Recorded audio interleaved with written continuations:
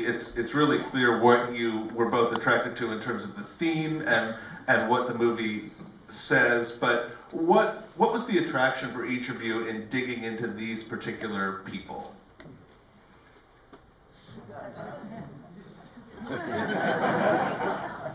Well, that's right. I'll carry your purse.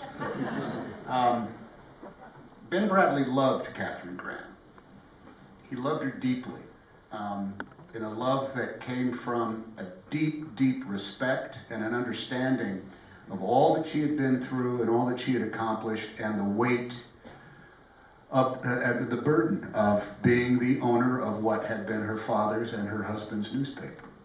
He viewed her as this magnificent example that if she had been a man, it just would have been a different contest. And so every time he came to loggerheads with her, and they fought quite a bit. It's from a place that is beyond respect for your bosses, beyond an understanding of all that is at stake for her. When Sally Quinn and I had a couple of meals together, and we were talking about this love that Ben had for her, and she said, you know, you've never said that you loved her.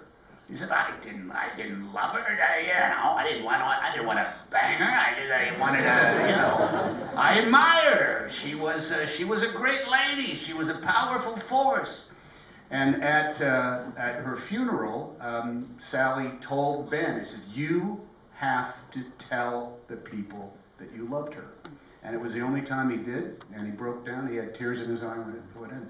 To have that as the backbone of all the rest of the story that goes on in the First Amendment and the position of the women and all the kind of like fabulous suspense story, hunt, cat and mouse hunt that goes on with Pernilla.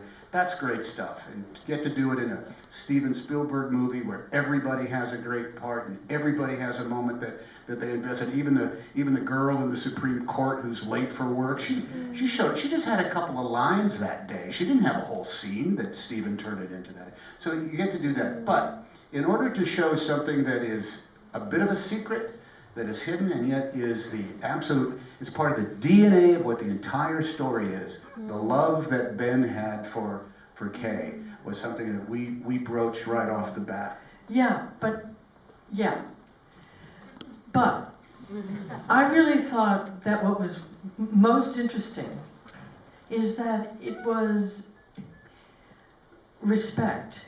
It was a relationship between a man and a woman that wasn't based on any kind of other feelings, you know. It was a friendship that was so deep, it was like family. And that respect is, I mean, I've never seen a movie about a friendship. You made Nora's movie, where can a man and a woman be friends, yes, right? And the answer was no. But they fell in love. Else. Yeah, they had to do the other thing. But this one interested me because it was about the working atmosphere, whether men and women can. I mean, this is so important right now to think about.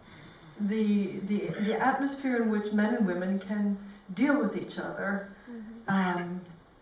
especially if the woman is the superior. You see in that scene where they first have breakfast, she treats him like he's the boss.